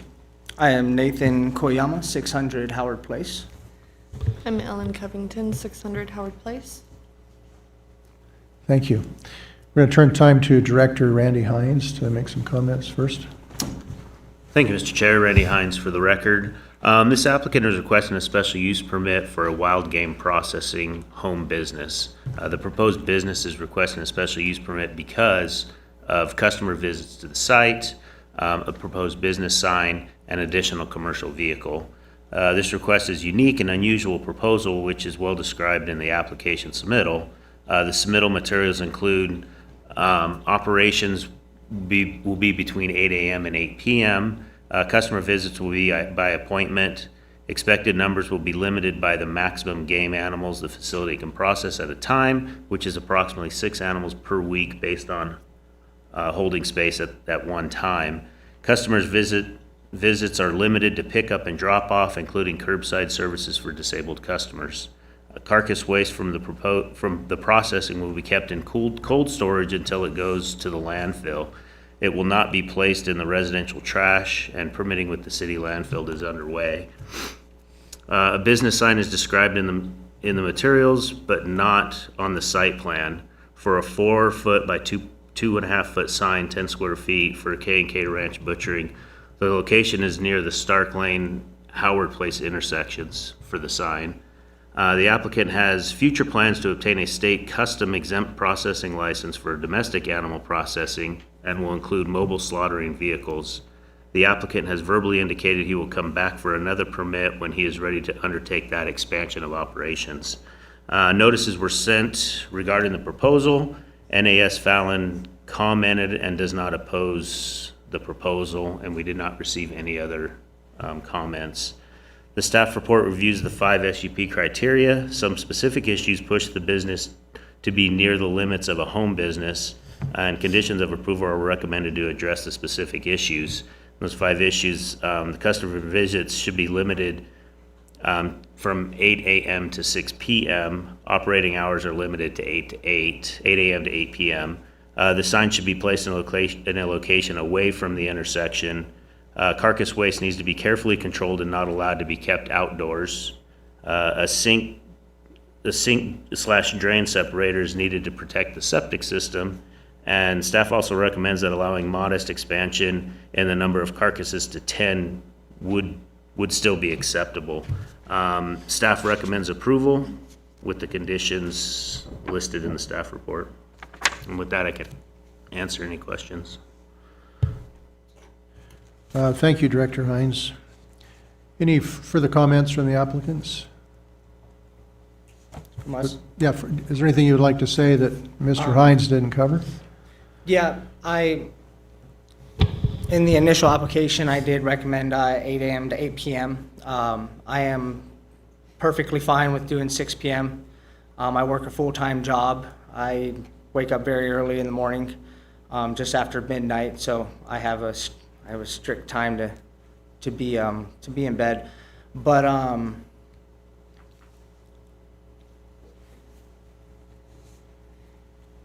as far as all the conditions that the staff recommended, with protecting the septic, I have already had those things in my plans with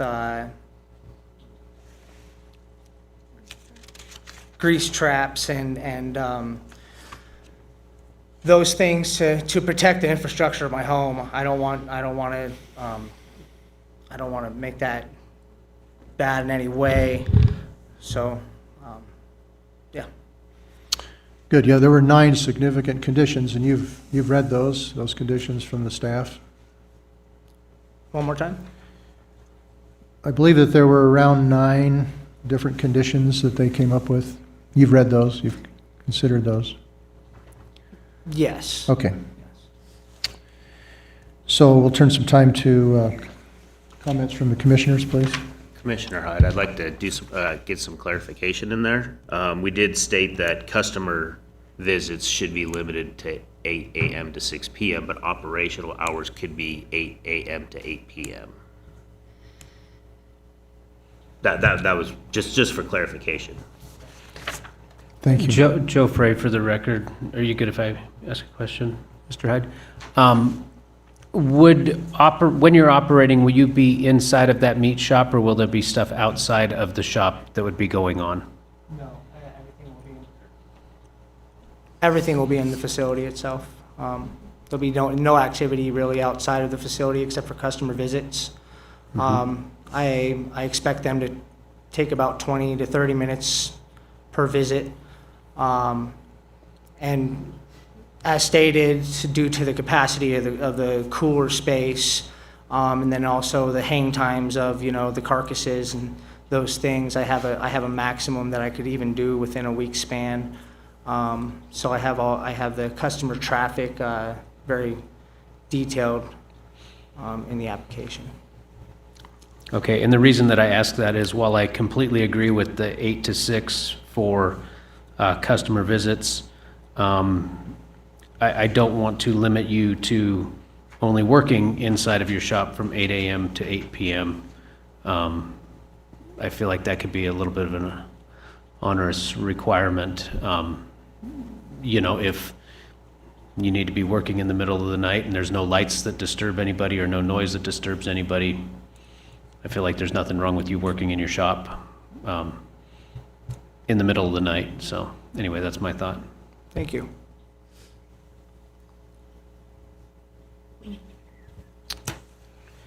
Mr. Chair, Vic Ansotigi for the record. I just want to clarify a couple quick things. And just make sure under the recommended conditions, it says no domestic meat processing or slaughtering. There'll be no slaughtering, and this is just wild game coming in. This is basically going to be a guy backs up to the meat shop. You put it on a rail system or something, and then you get it into the cooler. Is that the idea? Yes. There on the looks like the west side of the shop there, nearest to the entrance from the driveway. I'll have a double door there, get the animal on a hook and rail and put it in the cooler. And that would be the extent of any customer visits.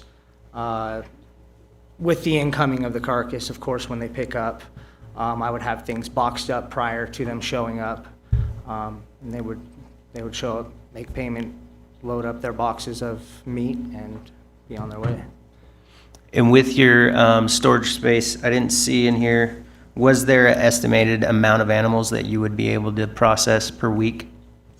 6? 6, yes. And that's on the, that's on the high side. Okay. It's not a lot.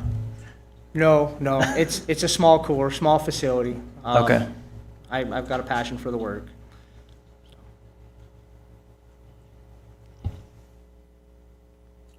Mr. Chair, Scott Nelson for the record. 6 doesn't sound like a lot until you're the one cutting it up, huh? I just want to say, I kind of agree with Joe, like, no outside stuff going on, but if he wants to cut meat inside a building at midnight, I don't see where that's doing any harm. Thank you. Sorry, Mr. Chair, Vic Ansotigi for the record. I had one more thing about the signage. I think it was proposed in the workshop that it would be on the north side. There's an irrigation canal right there. Yes. I just want to make sure you knew the setback and you have talked to TCID about that. I'm not aware of the Or setback that you there. will, yeah. Yeah, I can speak with TCID about that. I am, preferred site and location would be on the north side of that irrigation ditch, that green line there, right there. That would be a preferred location. More just for identification for customers coming in. I could even place it there along the road on Howard Place itself. So sign location can be moved.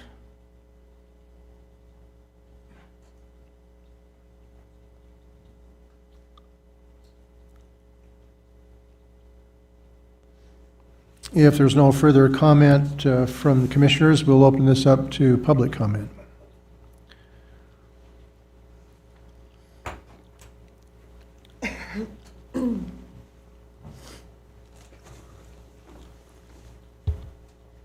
And again, you have a 3-minute limit time, and, okay, thank you.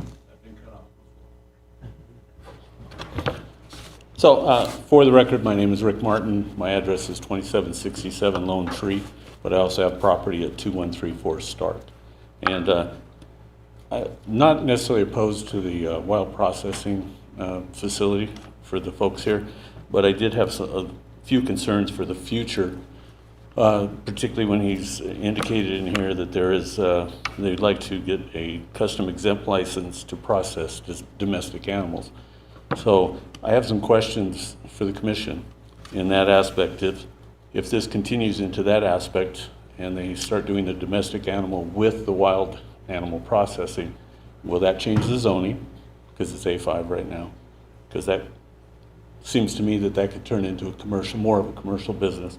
I understand he wants to maintain a freezer truck or a freezer vehicle to take the domestic meat in and out, but having had a business, are you going to have customers still coming in and delivering domestic plus your process? So is that increasing traffic? Obviously, is somebody going to be at the facility to take in the deliveries while somebody is out delivering the other animals, the domestic animals, to and from vendors? So those are some of the aspects I wanted to ask. And in so doing, if that increases, does that then beg the question, will there be employees involved, extra employees involved down the road? Not here currently. So those are my comments that I would ask the commission to address and move forward with that. Thank you. Thank you, sir. Any further public comment? We'll give you an opportunity right now to answer those questions that were just posed by the public. Okay, so with future proposed plans to get custom exempt licensing, wild game season, which runs from August to late November, that would be the busiest time with the most customer traffic. The hang times on wild game are much shorter.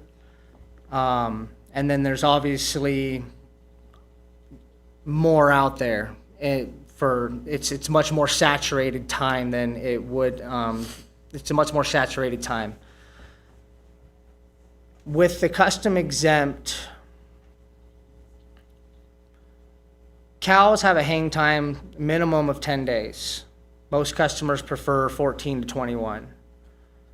Pigs have a hang time of 3 days, and they're larger animals. 6 is what I'm expecting to be maximum capacity with smaller animals like the deer, the venison, or the antelope, and even less when somebody brings in an elk, because that's more hook space that's being taken up.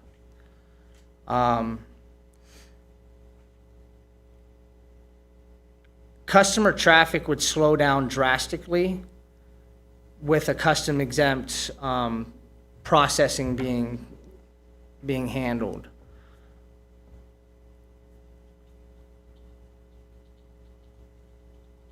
The facility is 480 square foot. I can only process so much in there. I can only fit so much in there. I'm only going to have so much freezer space. I don't plan on building any bigger to accommodate for that. Mr. Chair, may I interrupt for a second? Joe Frey for the record. I kind of had the same thought as to what happens with future expansion. I concluded in my own mind, and maybe I'm incorrect, but I feel like that's completely irrelevant. I feel like we are just addressing tonight what this special use permit entails. What happens in the future, we will address based on what those conditions look like in the future. We can theorize what that looks like, but you've got Nevada Department of Agriculture that's going to intervene, your own personal life. So I feel like it's kind of irrelevant what may or may not happen down the road. I think just staying focused on this special use permit is all we really need to look at. Yes. My understanding is, at this time, this is all we're approving, like Joe said. If he wants to take that extra step, that's going to be under a separate permit at a future date. And so, not to discount what you said as far as public comment, but what we're approving tonight doesn't even approve that section of the work. So that would come later, and those questions would be answered and mitigated at that point.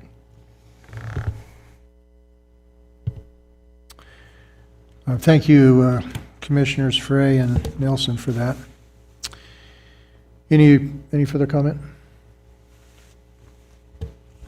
Does the applicant have anything else you want to say? No. Director Hines? No, I just wanted to confirm that Commissioner Nelson's statement is correct, that if they do proceed to go into the domestic butchering, then they would have to come back in for another special use permit. Yeah. Thank you. Well, at this time, we can entertain a motion. Mr. Chair, Joe Frey for the record. I move to that based on the information provided in the application, in the staff report, and heard tonight, I move that the findings have been met for conformance with the criteria found in CCC 16.08.080H, and therefore approve the application for a special use permit submitted by Nathan Koyama for the wild game processing, home business at 600 Howard Place, APN 007-891-18. This approval is subject to the conditions as listed in the staff report, except for limiting the operating hours to 8 a.m. to 8 p.m. Do I have a second? Second. So Commissioner Frey has made a motion for decision, seconded by Commissioner Ansotigi. All in favor, aye? Aye. So that's unanimous. It's been approved. Thank you very much. And you have there will be a 10-day period for appeal. That would come from somebody out there, maybe. But anyway, after 10-day period, you'll be contacted by the Public Works Department. Thank you.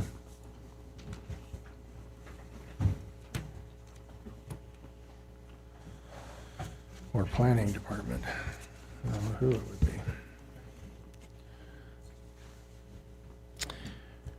Item number 10, code amendment. So now we'll hear from you, Amos.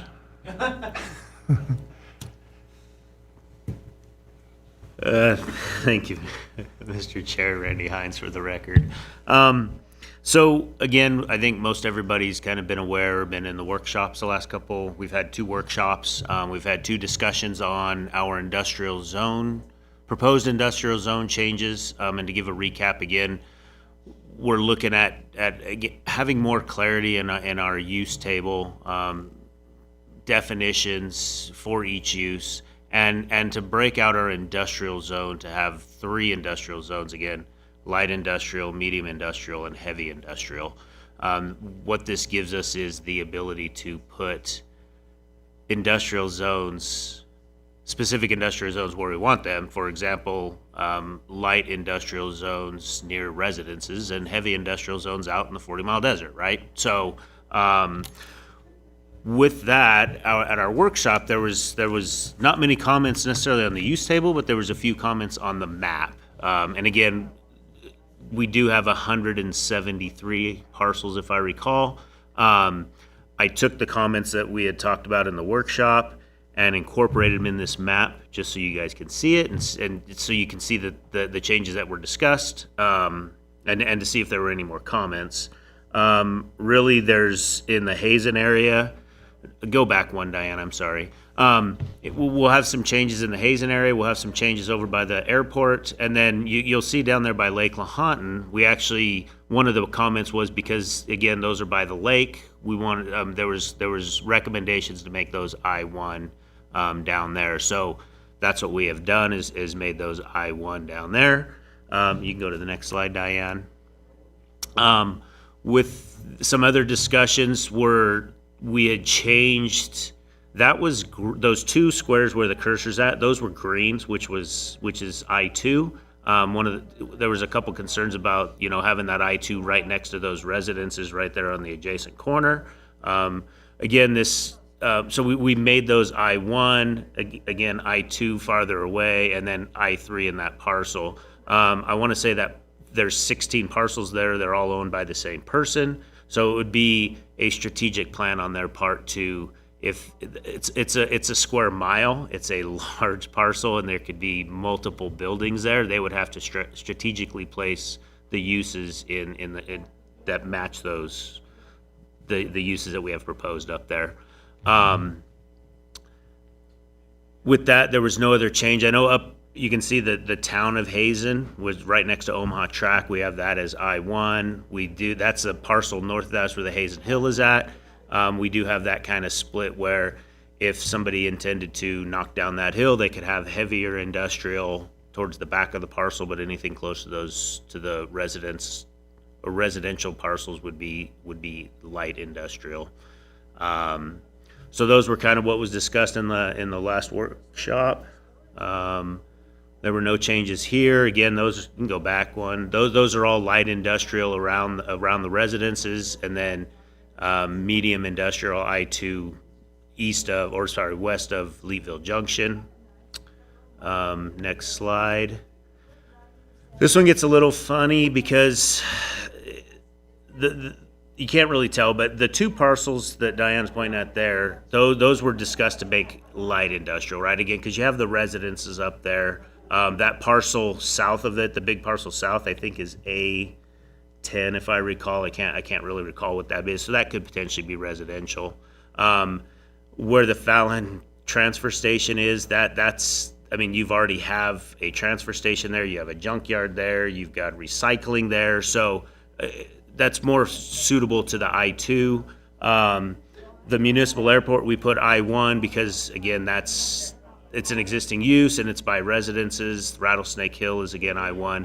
And then there, you can't really tell, I guess I didn't put those hatches back so you can't see the lines. There was that funny shaped parcel which came up in our discussion that butts up against the residences to the north, and it'd be that parcel left, Diane? Go to your left. Yeah, that parcel there is that funny shaped parcel.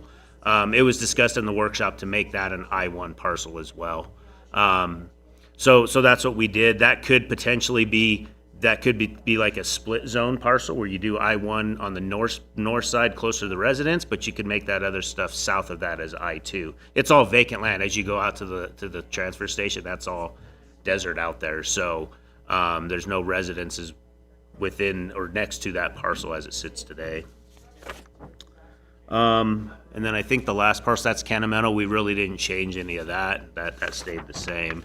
So on our discussions at the last workshop, that's kind of what we've updated so far.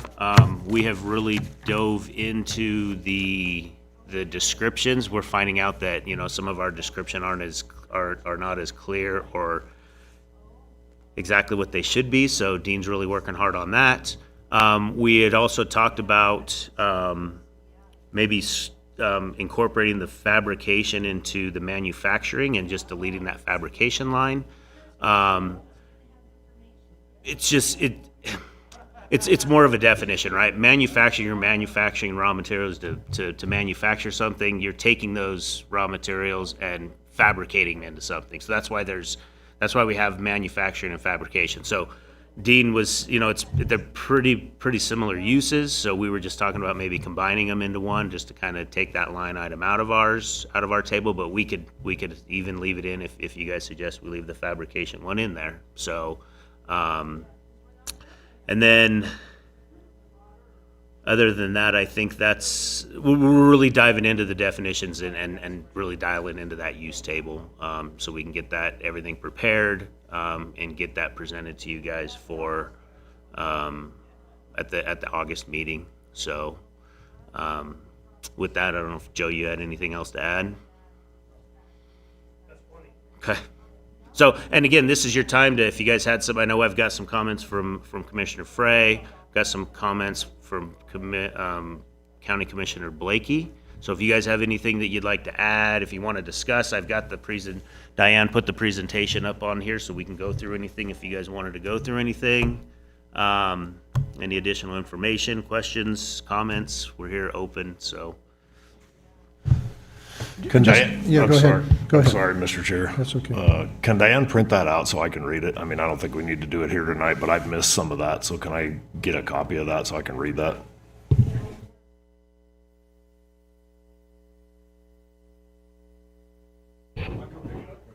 Okay.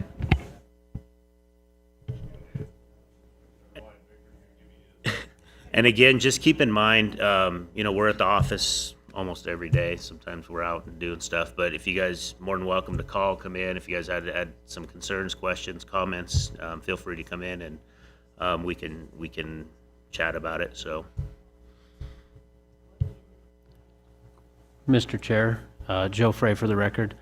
Just so everybody knows, I did speak with Mr. Hines the other day, and one of the things that I suggested, based on a public comment in the workshop, was on that Hazen industrial property, basically on the west side of that Hazen property where there's a corner that touches a residential lot that has a house on it. So if you go to the left, no, down farther, the blue, the solid blue block, the upper left corner of that, I believe we need a little bit of a buffer zone of I-1 in there to.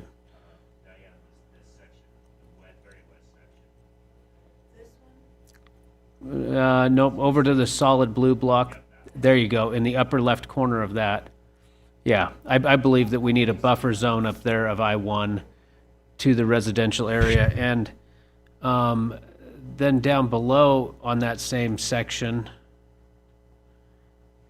it also abuts a property, but I don't know that that is going to be an issue based on just the geographic location of that. There's the Truckee Canal, and in my opinion, there's unusable, inaccessible property that would buffer that private property, which I don't know what that is zoned down there, but, okay. So that upper left one, that abuts residential was just my concern. Again, Randy Hines for the record. So the easterly parcel that has the 16 parcels within it, the easterly section with 16 parcels, that one's easier to break out. This one is one full parcel. So I'm not saying we can't do it. I just think you would have a split zone or some sort of buffer area in there that you could. There is a house on that parcel just adjacent to the industrial parcel. There is a residence there. So I didn't ignore you, but I knew that. Good thing you brought it up because I didn't bring it up. But that's the only thing is that parcel is one parcel. So we could potentially add a friction zone or something in there into the effect of that. You are correct. That southerly parcel at the other corner, there's nothing in that parcel as it sits today. So, and again, I'm not even sure if we'd have to look into the physical and legal access of what is in there. But you know, we could do the same thing down there. I guess I don't know if we have a buffer area. We haven't really designated a buffer area against residences, but we do have that half mile from the highway buffer area that's kind of sits in our existing code. And that's why we show I-2 along the highway corridors, which we've discussed. So, but again, that can be something we can get it incorporated in there. Yeah, that was my thought, is that, you know, if it was zoned even I-2, you know, a lot of the more invasive types of projects that would go on there would require a special use permit and would give residents of that area a time to comment on it, as where, you know, the I-3 zoning, there's a lot of things that can go in there with just a simple zoning review without public comment. And so that's kind of my thinking for downgrading that to an I-1 or an I-2. And again, these are large parcels. They can incorporate parking and other stuff, retention area, closer to those areas. And again, I think that's just something that we probably have to incorporate in there as far as a buffer zone with those adjacent residential areas in these larger industrial parcels. So.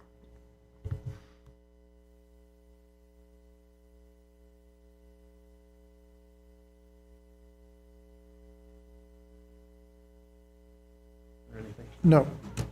Okay. That's it. There's no consent agenda items, and so now we're open to public comment. Amos, this would be an opportunity. So, meeting's adjourned. Thank you.